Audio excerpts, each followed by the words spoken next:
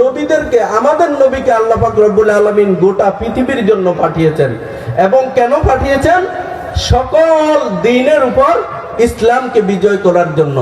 ইসলাম আসার পরে সকল ধর্মের নিয়ম কানুন আল্লাহ পাক রব্বুল আলামিন রহিত করে দিয়েছেন। সেই দিন আর পালন করা যাবে না। আল্লাহ পাক বলেছেন যে এখন থেকে সবাই ইসলামের মধ্যে দাখিল হবে এবং কোরআন এবং রাসূলের সুন্নাহ অনুযায়ী জীবন পরিচালনা করবে। তাহলে যারা আল্লাহ রাসূলকে নবী হিসেবে মেনে নেয় নাই এবং যারা কোরআনকে মানে নাই, আল্লাহ রাসূলের সুন্নাহ মানে নাই, তারা কি কাফের? তারা কি কাফের? মূলত আমরা ছিলাম সবাই একই আদমের সন্তান, কিন্তু আল্লাহর বিধান মতো না চলার কারণে তারা কি হয়ে গেছে? কাফের হয়েছে, অস্বীকারী হয়ে গেছে। এই জন্য আমরা এখন দিন কায়েমের কথা আমরা বলি। দিন যদি প্রতিষ্ঠা হতো তাহলে একটা শান্তির বার্তা আমরা পৃথিবীতে খুঁজে পেতাম। দিন যদি প্রতিষ্ঠা হতো তাহলে এত মানুষের হাতে মানুষ নির্যাতিত হতো না, মানুষের হাতে মানুষ খুন হতো না, অসহায় নিষ্পেষিত মানুষ, দরিদ্র মানুষরা না খেয়ে ভুগতে হতো না। ইসলাম যদি থাকতো তাহলে ইসলামের মূলনীতির আলোকে যদি সমাজটা পরিচালিত হতো তাহলে মানুষরা খুব সুন্দরভাবে জীবন যাপন করত। শান্তির একটা বার্তা এই পৃথিবীতে চলে আসতো, মানুষরা সুখে শান্তিতে নিরাপদে বসবাস করত। আজকে কি শান্তি আছে বলেন? পৃথিবীতে শান্তি নাই। কেন নাই? দিন প্রতিষ্ঠা নাই। আমরা মনে করি তো নামাজ আমরা পড়ি, নামাজ থাকা মানেই তো দিন প্রতিষ্ঠিত আছে। আসলে নামাজ তো একটা বিধান, কিন্তু নামাজ ছাড়া আল্লাহ পাক রব্বুল আলামিন অসংখ্য বিধান এই কোরআনের মধ্যে দিয়েছেন, সেগুলো আমরা মানি না। সেগুলো আমরা কি করি না? মানি না। না মানার কারণে আমরা পরিপূর্ণভাবে ইসলামে দাখিল হতে পারি নাই। অনেক গুনাহ আমাদের দ্বারা হয়ে যাচ্ছে। এই জন্য আমাদের মুখ্য বিষয় হলো নবী করিম সাল্লাল্লাহু আলাইহি সাল্লাম দিন বিজয় করে এই পৃথিবীতে দিনকে বিজয় করে আমাদের হাতে তুলে দিয়ে গেছেন। কোথায়? বিদায় হজের ভাষণে। বিদায় হজের ভাষণে নবী করিম সাল্লাল্লাহু আলাইহি সাল্লাম আমাদেরকে এই বিদায় হজের ভাষণে আমাদের কাছে এই দিনটাকে আমানত রেখে গেছেন, কোরআনকে আমানত রেখে গেছেন। নবী করিম সাল্লাল্লাহু আলাইহি সাল্লাম বলেন, তারাকতু ফীকুম আমরাইন, আমি তোমাদের কাছে দুইটি জিনিস রেখে যাচ্ছি, লান তাদিল্লু বিহিমা কিতাবাল্লাহ ওয়া সুন্নাত রাসূলিহি, যদি তোমরা আমার কিতাব, তোমরা যদি এই দুইটি জিনিসকে আঁকড়ে ধরো তাহলে কিয়ামত পর্যন্ত তোমরা গোমরাহী হবে না। সুবহানাল্লাহ। তারপরে রাসূল করিম সাল্লাল্লাহু আলাইহি সাল্লাম বলেছেন, ফালিউবাল্লিগু শাহিদুল গায়ব, তোমরা যারা এখানে উপস্থিত তারা অনুপস্থিতদের নিকট আমার এই বাণী পৌঁছিয়ে দাও। অনুপস্থিত বলতে নবী করিম সাল্লাল্লাহু আলাইহি সাল্লামের সামনে যখন যতগুলো সাহাবী উপস্থিত ছিল, প্রায় 1.25 লক্ষ সাহাবী উপস্থিত ছিলেন। আর কিয়ামত পর্যন্ত যত মানুষ এই পৃথিবীতে আসবে সকলের নিকট তোমরা ধারাবাহিকভাবে আমার বাণীগুলো পৌঁছিয়ে দিবে। সকলের নিকট কি করবে? আমার এই বাণী পৌঁছিয়ে দিবে। এখন আমরা কেন উলামায়ে কেরামগণ দিন প্রতিষ্ঠার জন্য চেষ্টা করি, এই দায়িত্ব কিন্তু আমরা নিজ থেকে নেই নাই। এটা আল্লাহ পাক রব্বুল আলামিন আমাদেরকে দিয়েছেন। নবী করিম সাল্লাল্লাহু আলাইহি সাল্লাম দিন প্রতিষ্ঠা করে আমাদের কাছে, আমরা যেহেতু খলিফা, পৃথিবীতে প্রতিনিধি হিসাবে আবির্ভূত হয়েছি, খলিফার দায়িত্ব হলো নেতৃত্ব দিয়ে আল্লাহর দ্বীনকে টিকিয়ে রাখা। আল্লাহর দ্বীনকে টিকানোর জন্য যদি যুদ্ধ করতে হয় কাফেরদের সাথে, তাহলে যুদ্ধে পরিণত হওয়া। আমরা পারবো কিনা বলেন? আল্লাহর দ্বীন যদি, রাসূল করিম সাল্লাল্লাহু আলাইহি সাল্লাম ভবিষ্যৎবাণী করে গেছেন, এই দ্বীনকে ধূলিসাৎ করে দেওয়ার জন্য, মিথ্যা প্রমাণ করার জন্য কাফেররা পরিপূর্ণভাবে তারা একত্রিত হয়ে তাদের শক্তি কি করবে? প্রয়োগ করবে। কিন্তু মুসলমানরা যদি ঐক্য না হয় তাহলে এই দিন কখনো প্রতিষ্ঠিত হবে না। এই জন্য সাহাবাই কেরামগণ জীবন দিয়ে, রাসূল করিম সাল্লাল্লাহু আলাইহি সাল্লাম জীবনের সর্বোচ্চ সম্পদ জীবন দেওয়ার জন্য যুদ্ধের ময়দানে তিনি অবতীর্ণ হয়ে দিন প্রতিষ্ঠার জন্য কাজ করে গেছেন কিনা বলেন? উহুদের ময়দানে দান মোবারক শহীদ করেছেন। 27টা যুদ্ধে তিনি নিজে সেনাপতির দায়িত্ব পালন করেছেন। ইসলামটাকে বিজয় করে দিয়ে তারপরে আমাদের কাছে রেখে গেছেন। এখন আমরা যদি দিনকে টিকিয়ে রাখার জন্য চেষ্টা না করি, তাহলে এই দিনকে মিথ্যা প্রমাণ করার জন্য, ধ্বংস করে দেওয়ার জন্য ইহুদি নেসারারা কি আপনি মনে করেন বসে আছে? তারা এসি রুমে বসে বসে বাতাস খাচ্ছে আর নিয়মিত খাবার দাবার খাচ্ছে। তাদের বড় এজেন্ডা হলো গোটা পৃথিবীতে ইসলাম এবং মুসলমানদেরকে কিভাবে ব্যর্থ করে দেওয়া যায়। এই জন্য তারা বসে বসে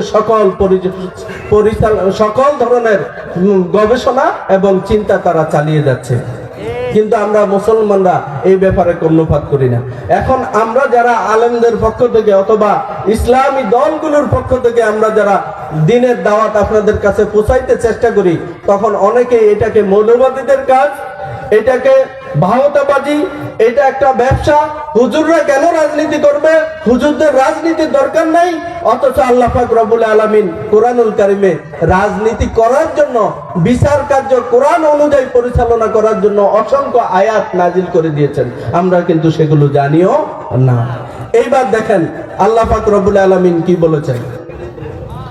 আল্লাহ পাক রব্বুল আলামিন কোরআনুল কারিমে বলেন, লাকাদ আরসালনা রুসুলানা বিল বায়িনাতি ওয়া আনজালনা মা'হুমুল কিতাবা ওয়াল মিজানা লিয়াকুমান নাসু বিল কিসত। আল্লাহ পাক রব্বুল আলামিন বলেন, অবশ্যই আমি নবীদেরকে স্পষ্ট বিধান নিয়ে এই পৃথিবীতে রাসূল পাঠিয়েছি। ওয়ানজালনা মা'হুমুল কিতাবা, এবং তাদের সাথে আমি কিতাব নাজিল করেছি। অল মিজানা লিয়াকুমান নাসু বিল কিসত, আমি মিজান অবতীর্ণ করেছি। লিয়াকুমান নাসু বিল কিসত, যাতে তারা মানুষের মাঝে ন্যায় প্রতিষ্ঠা করতে পারে। সুবহানাল্লাহ। আল্লাহ পাক রব্বুল আলামিন এইখানে মিজান দ্বারা বুঝিয়েছেন দ্বীন প্রতিষ্ঠা। কারণ ইসলাম যদি প্রতিষ্ঠা না হয়, কোরআনের বিধান যদি প্রতিষ্ঠা না হয়, আপনি ইনসাফ প্রতিষ্ঠা করতে পারবেন না। আজকের পৃথিবীতে এমন অনেক মানুষ আছে আরেক মানুষকে হত্যা করে অবৈধ বিচার ব্যবস্থার কারণে সহজে বেঁচে যায়। অথচ কোরআনের বিধান হলো আল কতলু বিল কতলি, যদি কোনো মানুষ একজনকে অন্যায়ভাবে হত্যা করে তাহলে তার কেসাস হলো হত্যা। যদি কোনো মানুষ কারো দাঁত অন্যায়ভাবে ভেঙে পড়ে তাহলে তার কেসেস হলো তার একটা দাঁত ভেঙে দাও। যদি কেউ সম্পদ চুরি করে, কোরআনের বিধান হলো আস-সারিকু ওয়াস-সারিকাতু ফাকতাউ আইদিয়াহুমা, চোর এবং সুন্নির হাত কেটে দাও। আজকে কত মানুষ কত ধরনের চুরি করে, লক্ষ লক্ষ কোটি কোটি টাকা চুরি করে। সাধারণ পীড়া কেটে যারা চুরি করে তারা তো কম, 20,000 অথবা 2-4 লক্ষ টাকা স্বর্ণ গয়না অথবা 30-40 হাজার নগদ চুরি করে। কিন্তু তথাকথিত শিক্ষিতরা আপনার গোটা দেশকে তারা বক্ষণ করে নিয়েছে। এর প্রমাণ যদি আপনি দেখতেন, বুঝতেন, তাহলে বুঝতেন তারা কত বড় চোর। কিন্তু কোরআনের আইন না থাকার কারণে তারা খুব সাদরে কিন্তু দেশে বসবাস করে যাচ্ছে এবং নিরাপত্তার সহিত তারা দেশ থেকে পালিয়ে যাচ্ছে। দেশের লক্ষ লক্ষ কোটি টাকা, হাজার হাজার কোটি টাকা তারা চুরি করে খেয়ে তারা সানন্দে বিলাসবহুল জীবন। আর একটা মানুষ কত টাকা দরকার, তারা এত টাকা চুরি করে নিয়েছে যে মানুষের সম্পদ, দেশের সম্পদ গোটা 14 গোষ্ঠীও যদি কিয়ামত পর্যন্ত খায়, এই টাকা শেষ করতে পারবে না। অথচ কত মানুষ চিকিৎসা হতে পারে না, শ্বাসকষ্টে ভোগে, ডাক্তারের কাছে যেতে পারে না, রেল স্টেশনে পড়ে থাকে, একটা কম্বল গায়ে দিয়ে শুইতে পারে না। অনেক মানুষ 3 বেলা আহারও তাদের মুখে জুটে না, এরকম গরিব মানুষ আছে না নাই? আছে। এক বেলা ভাত জুটানোর জন্য কত পরিশ্রম করে, অথচ তারা খুব সহজেই লক্ষ লক্ষ কোটি টাকা দেশ থেকে ক্ষমতার ম্যান্ডেট নিয়ে চুরি করে আমাকে আপনাকে বোকা বানিয়ে তারা আঙ্গুল ফুলে কলা গাছ হয়ে যাচ্ছে। আমরা কিন্তু জানি না, আমরা জানি না।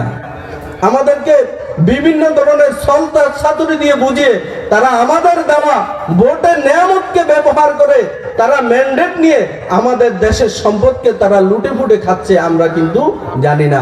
অথচ ইসলাম যদি থাকতো, কোরআনের বিধান অনুযায়ী যদি এই সমাজটা চলতো, যদি কোরআনওয়ালা মানুষকে যদি আমরা ক্ষমতায় বসাতে পারতাম, তাহাজ্জুদ গুজার করনেওয়ালা মানুষকে যদি বুঝাতে পারতাম, কোরআনের প্রত্যেকটা আয়াতের উপর আমল করনেওয়ালা মানুষকে যদি আমরা বুঝাতে পারতাম, যদি ক্ষমতায় নিতে পারতাম, তাহলে আমাদের এই দুর্দশা পোহাতে হতো না, ঠিক কিনা? এই জন্য আমরা শুধু মনে করি যে আমানত কি জিনিস। আল্লাহর পক্ষ থেকে আমরা যে মানুষদেরকে ভোট দিয়ে নেতা নির্বাচন করি, এইটাও কিন্তু একটা আমানত। কিয়ামতের দিন আল্লাহ পাক রব্বুল আলামিন জিজ্ঞাসা করবেন, তুমি যে তোমার এলাকার নেতা নির্বাচন করছো, কাকে নেতা নির্বাচন করছো ভোট দিয়ে? জবাব দাও। সে কি, তুমি জানো কিনা তার চরিত্র কেমন ছিল? সে কি মিথ্যা কথা বলে নাই, হারাম খায় নাই, ঘুষ খায় নাই, সুদ খায় নাই, বেপরদায় চলে নাই, অশ্লীলতায় জড়ায় নাই, এমন কোন দলিল কি তুমি জানতা? অথচ কোরআনওয়ালা এমন লোক ছিল, চেষ্টা চালিয়েছে, ঈমানওয়ালা এমন লোক ছিল, চেষ্টা চালিয়েছে, তাদের কথা তোমরা শুনো নাই। ভাওতাবাজ এবং তাদেরকে মৌলবাদী বলে তোমরা তাড়িয়ে দিয়েছো, অথচ এইটাই ছিল নবীওয়ালাদের কাজ, তোমরা গ্রহণ করো নাই। আল্লাহ পাক রব্বুল আলামিন আলেমদেরকে ইন্নাল উলামা ওয়ারাসাতুল আম্বিয়া, উলামারা হলো নবীদের ওয়ারিস, তাদের কাজ হলো নবীওয়ালা কাজ করা। আমরা যখন কোরআনের কথাগুলো মানুষদেরকে বলি, তখন এক শ্রেণীর লোকেরা বলে যে তারা পাগল, আর আমরা বলি যে সমাজের সকল মানুষগুলো ব্যাধিতে আক্রান্ত। একটা ছোট্ট উদাহরণ দেই। একদিন এক রাজা স্বপ্নে দেখলো হঠাৎ করে যে আগামীকাল যদি বৃষ্টি হয়, তাহলে এই বৃষ্টির পানি যদি আগামীকাল যদি বৃষ্টি হয়, এই বৃষ্টির পানি যে খাবে সেই পাগল হয়ে যাবে। বাদশা তার মন্ত্রীর সাথে আলোচনা করলো যে কি করা যায়, এই স্বপ্ন আমি দেখছি। মন্ত্রী কয়, মহারাজ, একটা সুবর্ণ সুযোগ, এই দেশটা যদি আপনি দখল করতে চান, তাইলে বৃষ্টির পানি সবগুলো সংগ্রহ করেন। বৃষ্টির পানি সংগ্রহ করার জন্য বলে দেওয়া হলো, প্রত্যেক জায়গায় রাষ্ট্রীয় ব্যবস্থাপনায় পানি সংরক্ষণের ব্যবস্থা করে দেওয়া হলো। এইবার সরকার রুল জারি করলেন যে সবাই যাতে বরকতান কি করে, এই পানি পান করে, কি করে সবাই যাতে বরকতান বৃষ্টির পানি পান করে, একজনও যাতে বাদ না যায়। এইবার বাদশার বউ, তার ফ্যামিলি আর ওই মন্ত্রীর ফ্যামিলি ছাড়া সবাইকে ঘুরে ঘুরে রাস্তার সবাইকে বৃষ্টির পানি পান করিয়ে দিছে। পানি পান করানোর পরে এখন স্বপ্ন তো বাস্তব, সবাই পাগল। তো সব পাগলরা এখন রাস্তায় নামছে, নাইমা মিছিল করতে আছে যে এই সরকার পাগল আর মন্ত্রী পাগল। সবাই একদম লক্ষ লক্ষ মানুষ রাস্তায় নেমে কি মিছিল করতে আছে, সরকার পাগল আর মন্ত্রী পাগল। বাস্তবতায় কি তারা দুইজন ভালো, মরা কি হয়ে গেছে, সেন্সলেস হয়ে গেছে। কিন্তু পাগলের সাথে পাগলের কোনো কি নাই, দুশ্মনী নাই, লক্ষ লক্ষ মানুষের চিন্তা এক হয়ে গেছে। এই জন্য সবাই বলতেছে বাদশাহ পাগল আর মন্ত্রী পাগল। এখন বাদশাহ কইতেছে যে তুই কি বুদ্ধি দিলি এটা, এখন সবাই আমার বেজ্জতি হইতেছি, এটা এখন মিডিয়ায় যাইব, সবাই আশেপাশে সকল রাজ্যে ঘটনা ছড়াইতেছে, সবাই মিলে আমার পাগল বলতেছে, মিছিল লাফিয়ে এলাম, এটা কি কথা হইলো? এটার সিদ্ধান্ত নিয়ে কালকে আবি, নাইলে তোর খবর আছে, তোর চাকরি যাইব, মন্ত্রিত্ব যাইব। বাড়িতে গিয়া খালি গাম মোছে, বউ কয় ভাত খান, কি হয়েছে? মন্ত্রীরে কইতেছে, কয় সমস্যা একটা বিশাল। কয় কি? কয় রাজা স্বপ্নে দেখছিল এরকম বৃষ্টির পানি যাতে আমি ধরে যদি সবাই খাওয়াইয়া দেয়, তাইলে সবাই পাগল হয়ে যাবো, আমরা খালি মানুষের টাকা পয়সা সব নিয়ে যাব।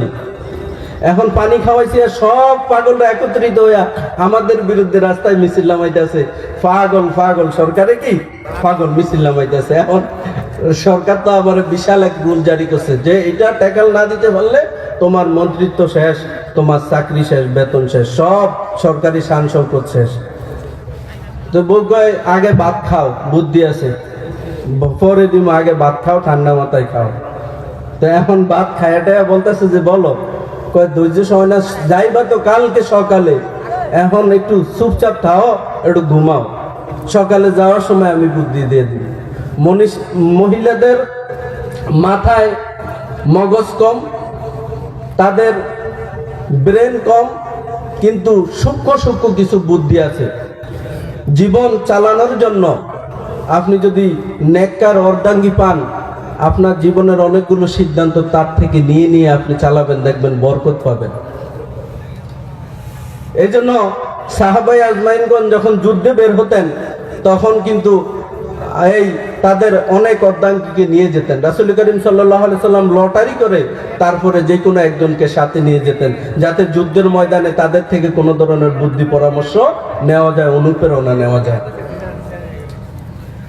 এইবার সকালের দিন রেডি হয়েছে মন্ত্রী, বলল যে তুমি শুধু কোনো ফর্মুলার দরকার নাই, পানি আর আসেনি, কয় আছে, অনেকগুলো আছে, কয় তুমি এক গ্লাস খাইবা আর সরকারের এক গ্লাস খাইতে বলবা, আর তাদের ফ্যামিলির যারা বাকি আছে সবাইকে এক গ্লাস খাইবা, সবাই এক গ্লাস খায় নিবা, তাইলে সমাধান হয়ে যাবে। এখন সবাই এক গ্লাস করে তারাও গিয়ে খায় নিছে। খায় নেওয়ার পরে এখন আর কোনো পাগল কি করে না, মিছিল করে না। অর্থাৎ সরকারের চিন্তা আর পাগল যতগুলি ছিল সবগুলো চিন্তা একত্রিত হওয়ার কারণে এখন আর কোনো বৈপরীত্য নাই, সবাই এক হয়ে গেছে, আর কোনো ঝামেলা নাই, সিদ্ধান্ত যা নেই তাই চলে। আমরা এরকম হয়ে গেছিলাম, আমাদের সিদ্ধান্ত নেওয়ার মতো আমাদের চিন্তা আর তাদের বিকৃত চিন্তা এক হয়ে যাওয়ার কারণে আমরা তাদের বৈপরীত্য ধরতে পারি নাই। কোরআনওয়ালারা সবসময় এই ডোজ খায় নাই। এই অলৌকিক ডোজ না খাওয়ার কারণে কোরআনের আইন, কোরআনের বিধান সব সময় সামনে থাকার কারণে আলেমদের সাথে বে-ইসলামী দুর্নীতিবাদদের সাথে একটা বৈপরীত্য সব সময় কি থাকে। অথচ তাদের মতো যদি আমরা ডোজ খেয়ে নিতাম তাইলে দেখতেন কোনো ধরনের ঝামেলা নাই। অটো তারা দেশকে অন্য দেশের সাথে বিক্রি করে দিত, আর গোটা দেশের মানুষকে ফকিন্নি বানিয়ে গোটা দেশকে একসাথে নিয়ে, যেমনটা ফকিন্নিতে হয়েই গেছি আমরা। আমাদের দেশের অস্তিত্ব কি আছে? কোনো স্বাধীনতা নাই। আমরা আমাদের দেশের স্বাধীনতা নিয়ে মানে ফেসবুকে স্ট্যাটাস দেয় কে? মিস্টার মোদি। এটা নাকি তাদের স্বাধীনতা। এটা কথা হইল? এটা তো একটা দেশের অস্তিত্বকে দখল করে নেওয়ার শামিল। মোদি কেন? আমাদের দেশের লোকেরা স্বাধীনতা অর্জন করছে, অথচ মোদির বাবার তো সেখানে কোনো নাক গলানোর কথা না। সে গোটা পৃথিবীকে জানিয়ে দিচ্ছে যে এই বাংলাদেশ আমরা স্বাধীন করেছি। এটা কি কোনো নৈতিকতার সাথে যায় বলেন? এটা যায় না। তারা কৌশলে গোটা হিন্দুত্ববাদের সকল কালচার এই বাংলাদেশে ঢুকিয়ে দিয়ে বাংলাদেশকে একটি নাস্তিকবাদী রাষ্ট্রে পরিণত করার জন্য তাদের চক্রান্ত অবিরাম চলছে। গোটা শুধুমাত্র ইন্ডিয়া নয়, গোটা পৃথিবীর সকল নাস্তিকবাদীরা কিন্তু ইসলামকে ধ্বংস করার জন্য তারা উঠে পড়ে লেগেছে। আল কুফরু মিল্লাতুন ওয়াহিদা। গোটা পৃথিবীতে তারা মুসলমানদের প্রতি নির্যাতন চালিয়ে যাচ্ছে। এই মুহূর্তে যদি আমি আর আপনি ইসলামের পক্ষে না থাকি, তাহলে আল্লাহর কাছে কিন্তু আমরা ধরা খেয়ে যাব। আমরা কি খেয়ে যাব? ধরা খেয়ে যাব। আসুন, এখানে অনেক কথা ছিল। আল্লাহ পাক রব্বুল আলামিন যে কোরআনে রাজনীতি দিয়েছেন আমরা একটু দেখি। আল্লাহ পাক রব্বুল আলামিন বলেন, ওমান লাম ইয়াহকুম বিমা আনজালাল্লাহু ফাউলাইকা হুমুল কাফিরুন। আল্লাহ পাক রব্বুল আলামিন বলেন, যারা আমি যেই বিধান নাজিল করেছি এই বিধান অনুযায়ী যারা বিচার কার্য পরিচালনা করে না তারা হলো কাফের। আল্লাহ পাক রব্বুল আলামিন অপর আয়াতে বলেন, ওমান লাম ইয়াহকুম বিমা আনজালাল্লাহু ফাউলাইকা হুমুজ জালিমুন। যারা আমার নাজিল করা বিধান অনুযায়ী বিচার কার্য পরিচালনা করে না তারা হলো জালেম। ওমান লাম ইয়াহকুম বিমা আনজালাল্লাহু ফাউলাইকা হুমুল ফাসিকুন। আল্লাহ পাক কোরআনের সূরাতুল মায়েদার মধ্যে পরপর 3টা আয়াতে আল্লাহ পাক রব্বুল আলামিন আল্লাহর কোরআন দিয়ে যারা রাষ্ট্র পরিচালনা করে না, বিচার কার্য পরিচালনা করে না, তাদেরকে কাফের বলছেন, জালেম বলছেন, ফাসিক বলছেন। বলেন না নাউজুবিল্লাহ। অথচ আমাদের সমাজ কি কোরআন দিয়ে চলে বলেন? আমাদের রাষ্ট্র কি কোরআন দিয়ে চলে? কোরআন দিয়ে কখন চলবে? যখন কোরআনওয়ালা মানুষকে আমরা ওই চেয়ারে পাঠাবো। ওই চেয়ারে যখন এই রাষ্ট্রের যখন পার্লামেন্ট 300 আলেম, কোরআনওয়ালা আলেম দিয়ে তৈরি হবে, রাষ্ট্রের প্রধানমন্ত্রী যদি আলেম হয়, মন্ত্রীরা যদি কোরআনওয়ালা আলেম হয়, তাহাজ্জুদ গুজারওয়ালা হয়, তাহলে তারাই সরাসরি বলবে যে আমরা তথাকথিত মানব রচিত কোন সংবিধান দিয়ে রাষ্ট্র পরিচালনা করব না। আজ থেকে আমাদের রাষ্ট্র পরিচালিত হবে সরাসরি কি দিয়ে? কোরআন দিয়ে। আমরা রাষ্ট্র কোরআন দিয়ে পরিচালনা করব। তখন দেখবেন সুন্দর একটা সমাজ প্রতিষ্ঠা হবে, কেউ কখনো প্রতারিত হবে না। আমরা কি পারবো এরকম সোনার মানুষদেরকে পাঠাতে? বলেন কিনা পারবো তো ইনশাআল্লাহ। এখন দেখেন, আমি সামনে এই ইউনিয়নের চেয়ারম্যানের দাঁড়াবো, আমি চেয়ারম্যানের দাঁড়াবো। চেয়ারম্যানের যদি আমি দাঁড়াই, তাহলে আমার 1 নম্বর টার্গেট হলো এই ইউনিয়নটাকে আমি কোরআনের বিধান অনুযায়ী চালাবো। সরকারি যতগুলো বাজেট আসবো সবগুলো সম্পর্কে পূর্ণ তথ্য আমার এই 13 নং হানাসরের ইউনিয়ন জনগণ জানবে যে আজকে এত টন চাল উঠানো হয়েছে সরকারি তরফ থেকে, এত টাকা খরচ হয়েছে, আর এই চালগুলো আপনাদের সামনে এত কেজি এইভাবে বিতরণ করতে আছি। টোটাল তথ্য, সরকারি সকল কাজের সম্পূর্ণ তথ্য মানুষদের কাছে সংবাদ সম্মেলন করে প্রতিনিয়ত একজন সমাজের প্রতিনিধি সে মানুষদেরকে বলে দিবে। এবং সে তার ব্যাংক অ্যাকাউন্ট যখন সে চেয়ারম্যান নির্বাচিত হয়, তখন সে নিজের কাছে পরিষ্কার করবে যে আমি চেয়ারম্যান হলাম, আমার ব্যাংকে এত টাকা আছে, আমি আমার চেয়ারম্যানের কারণে এত টাকা বেতন পাচ্ছি, আমি যখন চেয়ারম্যানই ছেড়ে দিচ্ছি তখন সে নিশ্চিতভাবে বলবে যে আমার ব্যাংক অ্যাকাউন্ট এত ছিল, আমার সম্পদ এত ছিল, এখন আমি এই যে চেয়ারম্যানই ছেড়ে দিলাম আমার এত টাকা নিয়ে যাচ্ছি। তখন মানুষ নিশ্চিত হবে যে আমাদের চেয়ারম্যান কি করে নাই, কোনো ধরনের দুর্নীতি করে নাই। এখন দেখা যায় ফকিরনি কোনোভাবে একজন দাঁড়িয়ে গেল, 1 ট্রাম যাওয়ার পরে তারপরে সে কি দেখা যায় যে 50 কোটি টাকা 60 কোটি টাকার মালিক হয়ে যায়। এগুলো কি মান্না সালোয়ার মতো ফেরেশতারা ওই চেয়ারম্যানের ঘরে দিয়ে যায় নাকি? এগুলো সম্পূর্ণ আমাদের অধিকার এবং আমাদের প্রাপ্য, তারা খেয়ে আঙ্গুল ফুলে কলাগাছ হয়ে যাচ্ছে, ঠিক কিনা বলেন? এগুলো আপনাদেরকে বুঝাতে পারি নাই। তবে আমি কিন্তু খুব তাড়াতাড়ি চেয়ারম্যানিতে আসবো না, এটা আপনাদেরকে বললাম। আমি একটা দলের সাথে সম্পৃক্ত, আপনারা জেনে নেন, আপনারা জানেন। আপনাদেরকে বলি, আমি একটা দলের সাথে ছাত্র জীবনে আমি ছাত্র শিবির করতাম। ছাত্র শিবির হলো আল্লাহর জমিনে আল্লাহর দ্বীন প্রতিষ্ঠা করার লক্ষ্যে একটা ছাত্র সংগঠন। ছাত্রদেরকে নামাজ পড়ায়, কোরআন পড়ায়, তাদেরকে নামাজ যাতে কাজা না হয়, তারা যাতে ভালো পড়াশোনা করে মেধাবী হয়, এই কাজগুলো ছাত্র শিবির করে। আমি আমার পড়াশোনা যখন শেষ, আমি আপনাদেরকে বলি আমার কখনো পড়াশোনা হতো না। আমার ফ্যামিলি সম্পর্কে আপনারা জানেন না? আমার ফ্যামিলি দেখি এই পর্যন্ত, অর্থাৎ ডাবল টাইটেল পড়ানোর মতো এরকম তৌফিক কি আমার আব্বা ছিল না। কিন্তু ছাত্র সংগঠনের সাথে আমি থাকার কারণে তাদের সাপোর্ট নিয়ে আমি পড়াশোনার সর্বোচ্চ জায়গায় গেছি। আমি তাদেরকে বলেছিলাম যে আমার পড়াশোনা করা সম্ভব নয়, তখন তারা আমাকে বলেছিল যে আপনাকে অবশ্যই পড়াশোনা করতে হবে। আমি পড়াশোনার শেষ মাথায় এসেছিলাম।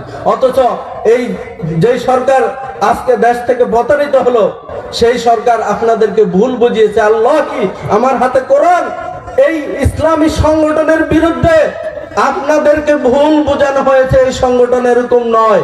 এবং আজকে আপনারা টিভিতে দেখতে আছেন, আমি যেই সংগঠনের লোক সেটা হলো, আপনারা সবাই জানেন আমি কোন দলের লোক। আমি বাংলাদেশ জামাত ইসলামীর একজন কর্মী। আমি এই সংগঠনের লক্ষ্য উদ্দেশ্য আমি জানি। এই সংগঠনের মূল লক্ষ্য উদ্দেশ্য হলো আল্লাহর জমিনে আল্লাহর দ্বীন কায়েম করা। তারা সব সময় তাদের জনশক্তিদেরকে কোরআন নিয়মিত পড়া হয় কিনা, হাদিস নিয়মিত পড়া হয় কিনা, ইসলামী বই নিয়মিত পড়া হয় কিনা, নামাজ জামাতের সহিত পড়া হয় কিনা, কারো দ্বারা কোনো শরীয়তের কোনো বিধান লঙ্ঘন হয় কিনা, এই তদারকি করে একজন মানুষকে সাচ্চা মুমিন বানানোর জন্যই এই সংগঠনের মূল লক্ষ্য। আর কোনো লক্ষ্য এই সংগঠনের নাই। আপনাদেরকে বলে দিলাম, এই একটা সংগঠনের সাথে আমি সম্পৃক্ত।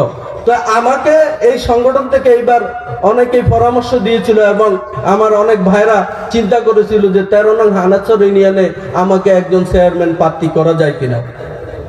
আমি তাদেরকে বলেছি যে আমি যে পড়াশোনা করেছি, আমার ভিতরে যোগ্যতা যতই থাকুক, কিন্তু আমি আমার এই মানুষের জন্য আমি কি করতে পেরেছি? আমি যে মানুষের সেবায় কাজ করব, কোনো সেবামূলক কাজ আমি তেমন একটা করতে পারি নাই। আমি আমার যোগ্যতা মানুষের সামনে যখন প্রমাণ করতে পারবো, মানুষ যখন আমাকে নিয়ে ভাববে যে এরকম একজন লোককে এই সমাজে দরকার, তখন হয়তোবা আমি আসবো। কিন্তু আপাতত আমি আসতেছি না, আমি ডাইরেক্ট নিষেধ করে দিয়েছি। আমার চিন্তা হলো আমি সরাসরি এই কণ্ঠটা দিয়ে আল্লাহর কোরআনের কথাগুলোকে আমি মানুষের কাছে পৌঁছিয়ে দিতে চাই, যেটা নবী করিম সাল্লাল্লাহু আলাইহি সাল্লাম দিয়ে গেছেন। আমার সময় দুটো একটা কাগজ দিয়ে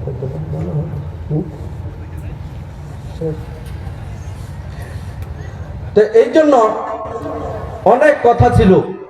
এটা যেহেতু বিস্তারিত বিশাল একটা রোডম্যাপ, এই রোডম্যাপটা যদি আপনাদের সামনে বলতে পারতাম, তাহলে ইসলামে যে রাজনীতি আছে, কোরআন অনুযায়ী যে সমাজ চালাতে হবে, সুন্নাহ অনুযায়ী যে সমাজ চালাতে হবে, এটা যে ফরজ, এই বিষয়টা আপনারা বুঝতেন। তবে শেষ একটা কথা, আমি যে সূরার যে বিষয়টা আমি আপনাদেরকে তেলাওয়াত করে শুনিয়েছি, সেটা হলো সূরাতুল সূরার 13 নম্বর আয়াতের শেষ কথাটা আল্লাহ পাক রব্বুল আলামিন বলেছেন, আন আকিমুদ্দিন ওয়ালা তাতাফাররাকু, তোমরা সবাই মিলে দিন প্রতিষ্ঠার কাজ করবে। ওয়ালা তাতাফাররাকু, এই ব্যাপারে তোমরা মতানৈক্য করবে না। দিন প্রতিষ্ঠা, দিন হলো কার? আল্লাহর। দিন কার বলেন? আল্লাহর। আমরা কারা? আল্লাহর গোলাম। আমরা কারা? আল্লাহর গোলাম। গোলাম হিসেবে আল্লাহর গোলামি করা আমাদের উপর ফরজ। আল্লাহ পাক রব্বুল আলামিন বলেছেন, তোমরা সবাই মিলে সংঘবদ্ধভাবে আমার দিন প্রতিষ্ঠার কাজ করো, এই ব্যাপারে মতানৈক্য করো না। এই জন্য যারাই কোরআন নিয়ে কাজ করে দিন প্রতিষ্ঠা করতে চায়, আমরা তাদের সাথে থাকবো। সকলে বলেন পারবো কিনা? কারা কারা করবেন কোরআনের পক্ষে থেকে ইসলামকে প্রতিষ্ঠার জন্য চেষ্টা করতে? কারা করবেন বলেন? আল্লাহকে দেখিয়ে দেন নারে তাকবীর, নারে তাকবীর। দিন ইসলাম, দিন ইসলাম। আল্লাহ পাক আমাদেরকে দিনের একজন দায়ী এবং খাদেম হিসেবে কবুল করুন। সকলে বলেন আমিন। এইবার দিন যদি প্রতিষ্ঠা হয়, আল্লাহ পাক রব্বুল আলামিন কোরআনুল কারিমে দিন কায়েম হওয়ার পরে, ইসলামী সরকার আসার পরে তাদের কাজ কি হবে আল্লাহ পাক রব্বুল আলামিন বলে দিয়েছেন। আল্লাহ পাক রব্বুল আলামিন বলেন, আল্লাযীনা ইম্মাক্কান্নাহুম ফিল আরদি আকামুস সালাহ ওয়া আতুজ যাকাত ওয়া আমারু বিল মা'রুফি ওয়া নাহাউ আনিল মুনকার। আল্লাহ পাক রব্বুল আলামিন বলেন,